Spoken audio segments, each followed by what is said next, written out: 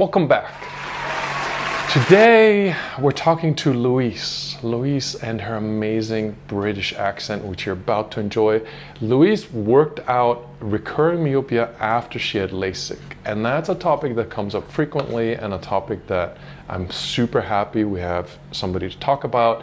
I'm really happy that Louise managed to get back her eyesight, the eyesight she paid for with LASIK, with a little bit of good habits. Hope you enjoy this episode.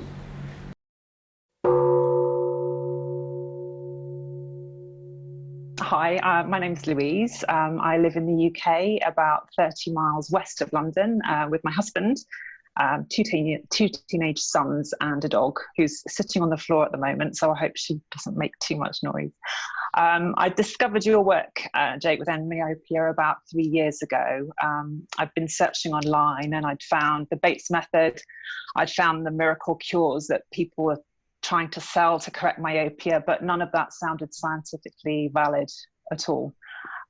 So reading your website and watching lots of your YouTube videos, it all made a lot of scientific sense, and you meticulously researched everything. Everything was evidence-based, and you cited the literature, from peer review ophthalmology journals, which was very impressive. So this is the first time that gave me hope that I could correct my vision. But to go back to give some background about my myopia story, it's slightly different because it's myopia part 1 and myopia part 2. I became short-sighted, myopic about the age of 11, had the glasses, and then, the usual progressive, getting more stronger and stronger and stronger. Hated wearing the glasses. Nobody else in my class had them.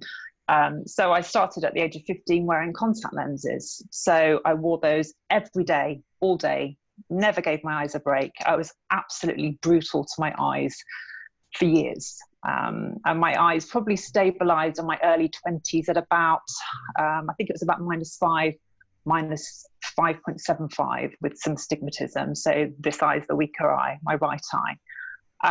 But I just carried on wearing the contact lenses. I never gave my eyes a break.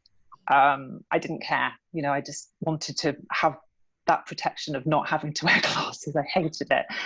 So at the age of about 30, I thought, I'm fed up with contact lenses now. So I've been mistreating my eyes all these years. So I actually mistreated them more by having LASIK, which, it's a longer discussion, but if I had my time again, with hindsight, with Endmyopia, which wasn't around in the year 2000, I would never have had LASIK again.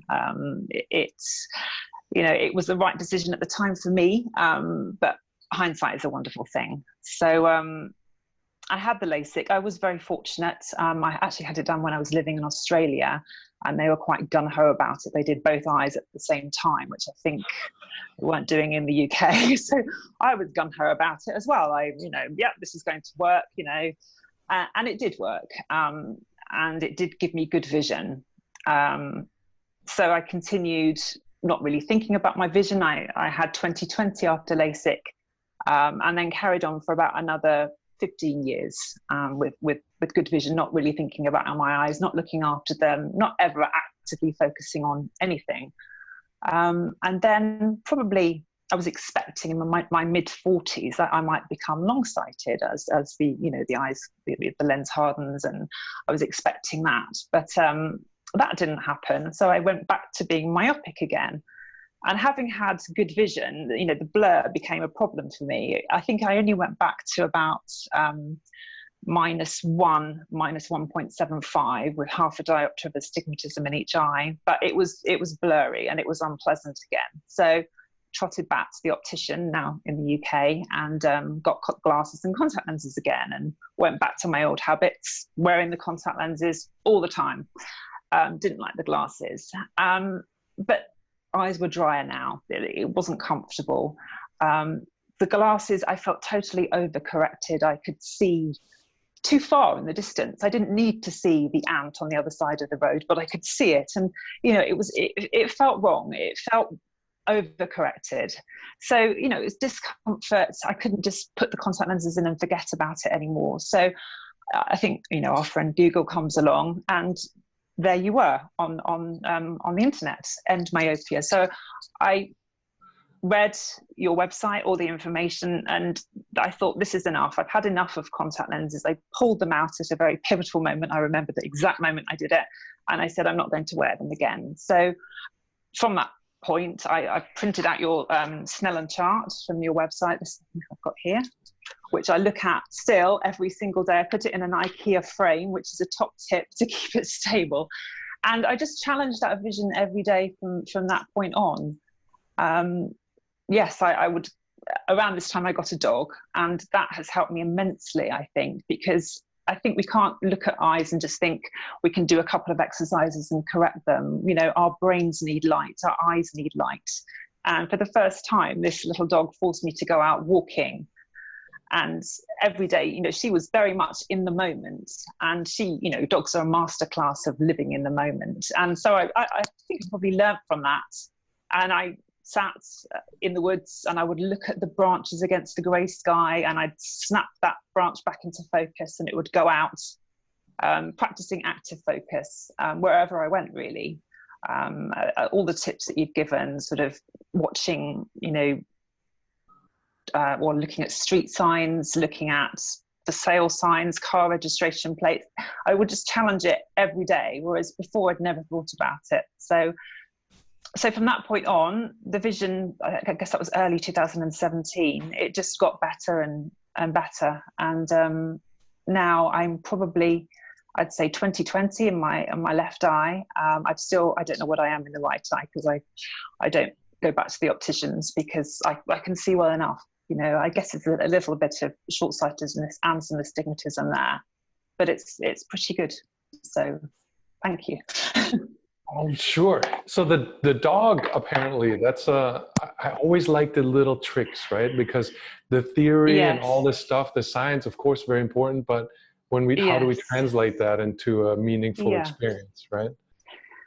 That's the thing. Yes. I mean, she's helped immensely. And yes, just being with her, I suppose, she forces me to go out. You know, I wouldn't choose, I'm not an active outdoor person. I'm quite a myopic, introverted indoors person, or I was. But we can change. And she, you know, that has really helped me change. And, you know, we do need that light stimulus. Our brains need that stimulus of light through the eyes to interpret what we see. So we can't just sit in the dark all the time and expect to affect this change. The light, and I think the excellent talk you did with Dr. Julie Steinhauer, she was talking about light therapy in her practice in helping correct vision, which I thought was very interesting. I don't know specifically what she does, but in terms of, you know, I don't have light therapy, but I do have sort of natural light, which in England it's not as bright as other places, but it's enough. And it has really made a huge difference being outside, a huge difference. Yeah, that's all the light therapy you need. That's not going to be popular with the people that if you're running a practice, right, it's a more complicated thing, because you also need to make money. And the real solution is so incredibly simple, like what you said. Right? Like, if you don't need them, you don't wear them, and you replace that passively seeing everything with some active focus. And that's really it, right? Like, it's in the natural environment, these things work themselves out. Yes. So when the light therapy comes up, I bite my tongue, and I don't know, right? Because it's certainly possible that these things have some properties we're not aware of. But like what you did, right? It didn't take a whole lot of expensive things to get back to. Did you ever wear any kind of corrective lenses now? Nothing. No, I don't wear anything now. No, nothing at all. No. And yes, I had a whole bunch of contact lenses that I just had to recycle, because I just wasn't going to wear them again. So, and it feels really great. And it's quite a holistic process as well. It's not just eyes in isolation. It's the whole holistic process of you know, being mindful, being outside, looking after your body, looking after your mind. And I think that the whole thing together has come at the right time for me and the dog to sort of help the whole process and the vision. But the vision is a gift. And having abused my eyes, literally abused them for so many years, I'm now thinking about them and looking after them. So, yeah. And you have no presbyopia either, so you're just in the clear from all kinds of lens wear. Well, I'm surprised because I'm 40, very nearly 50, 49. So I was fully expecting to perhaps have that, but I don't seem to have any sign of that whatsoever. I can still read super close up, and that's absolutely fine. But maybe it is because, you know, I'm actively focusing, I'm challenging my vision every day. Perhaps, you know, you've protected me from that as well. So. Well, I haven't done anything. I just put out some stuff that you read and you figured it out. Well, without that, I wouldn't. I mean, I would love to have gone back to my 15-year-old self, or say to any teenager now, you don't need those glasses. I know it's tough, you know, as if you want an immediate fix, and our society is very much about immediate fix and quick fix and immediate communication. But to go back to my 15-year-old self, or any 15-year-old, I mean, I've got a 15-year-old son, and say, look, you can perhaps think about this scientifically. You can think about the process. Your fantastic animated video really explains it well, actually. The one you posted recently, really fantastic. And I made my sons watch it in their teenagerish way, whatever. But but they've both got good vision. They lead a different life. They're outside a lot more than I was as a teenager. They play sport, which I never did. So hopefully, you know, good practice and good habits in teenage years can really help. What would you tell somebody who has done LASIK like you did? We're getting a lot of people for some reason, well, for an obvious reason, that have done LASIK and now their eyesight is worse again and they're looking for answers, and somehow, fortunately, they're coming across myopia. But their recurring question is, can I fix my eyes? How do I fix my eyes? What do I do? Besides all the things that we always talk about, I wonder, coming from that place where your eyes were great after LASIK for a while and then the blur started again, is there anything that you would tell somebody of what to do, where to start, what to think about in that moment?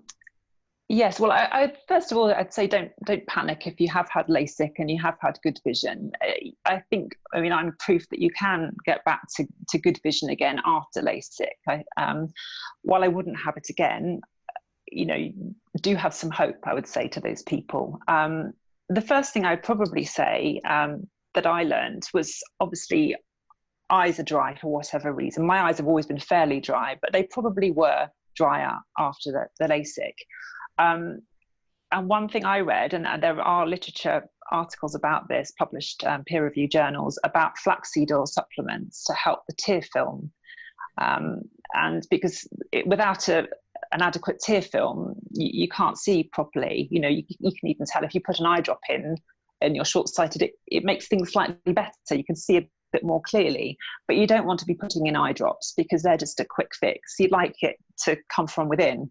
So I've found, you know, supplementing with flaxseed oil has helped me and my tear film, and that really does help the vision in terms of the tear film. But if you've had LASIK, yes, I would try that. I would really just try the active focus that you have suggested, and I'd be outside a lot as well. Be outside, do the active focus, think about the health of your eye.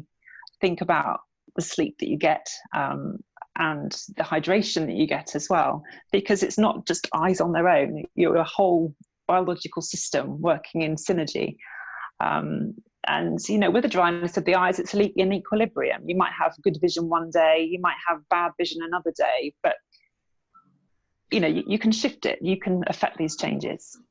Is there anything that you need to do at this point? Are you're back to your vision is fine, right? Like, after you had LASIK, is there any maintenance that you need to do more consciously, or is it just you walk the dog, you practice active focus kind of naturally and you're always fine, or is there still any challenge? Well, I've got one eye, my right eye, that has still got some astigmatism and probably I don't know, -5 or -0.75 or something like that. So I know early on in the journey, you're supposed to work both eyes together. I suppose I have been working my right eye a bit more when I'm out. I probably look like a lunatic. I can stand on the side of the road and cover one eye, or I can actually close this eye on its own. And I would look at, I try not to do it when people are around, but look at, parking signs, out of focus, and then bring it into focus. And again, active focus, but just working on that one eye. That's fun. And it is kind of fun, right? It sounds like maybe I'm overstepping here, but I feel like once you're in this space, it's like discovering the fact that you are able to do all this with your eyesight is kind of fun, I think. Yes. And as well, yes, I think it is fun. Once you've seen a change, it's brilliant, because the first few weeks when I was walking around, having taken out contact lenses, I was grumpy. Oh, I can't see. It makes you bad-tempered, and you don't know if it's going to work. I didn't have faith until I saw, it has to be evidence-based until then I'll have faith. So I did see evidence of it working. So that gives you the impetus to carry on. So, I cannot, for some reason, I can't picture bad-tempered with your British accent. Ask my husband. Yes. No. Well, yeah. It does affect you, and obviously not being able to see is horrible. And I know it was a relatively small prescription I had in my myopia part 2 story, but it was enough of a blur to make life a bit difficult. Early on, I did use the glasses for driving at night, because obviously safety first, obviously. But now I don't need anything like that at all. So that's awesome. That's brilliant. I love it. That's so cool. I really appreciate it, because especially this subject of LASIK and post-LASIK, and now we're getting a lot of people that are thinking about LASIK. I get messages every day, and they make me so happy. Somebody searching for LASIK, somehow they found myopia and decided now to maybe not do LASIK. Every time I'm like, yay, one down. Yes, it's true. Yes. I mean, it's difficult because, I was pleased with my decision at that time, and it did work for me at that time. But I was very lucky, and if one slight thing had gone wrong, you could lose the vision in an eye.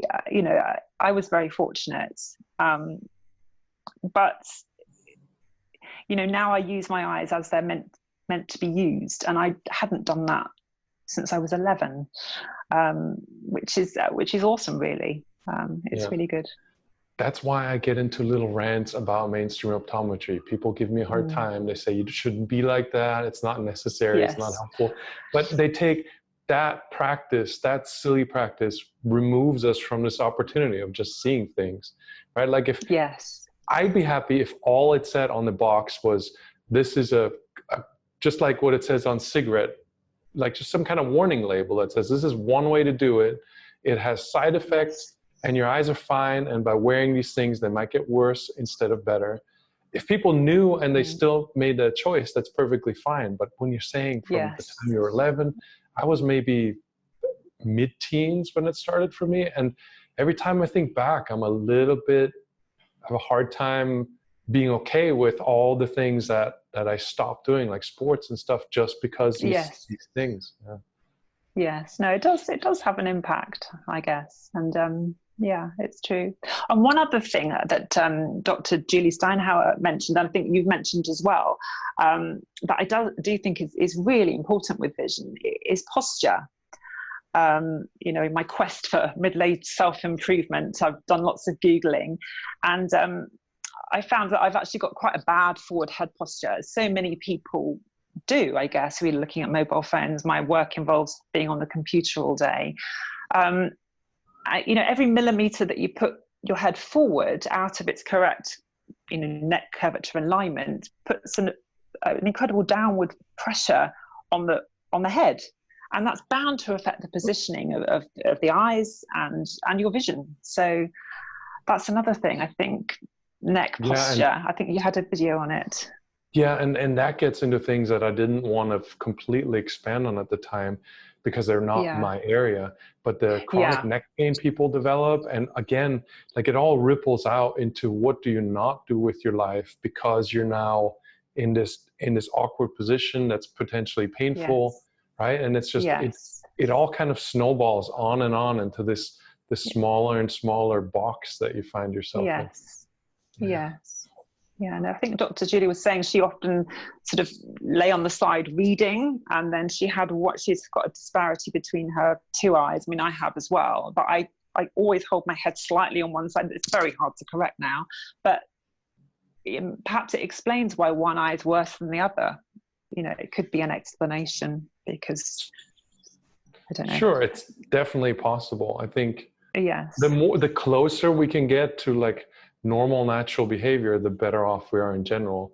And while I'm not always a fan of this as being an explanation for everything, because it definitely is overused when it comes to eyesight, I'm in Bangkok at the moment, and I go to the subway and people are waiting in line, like especially during this rush hour time.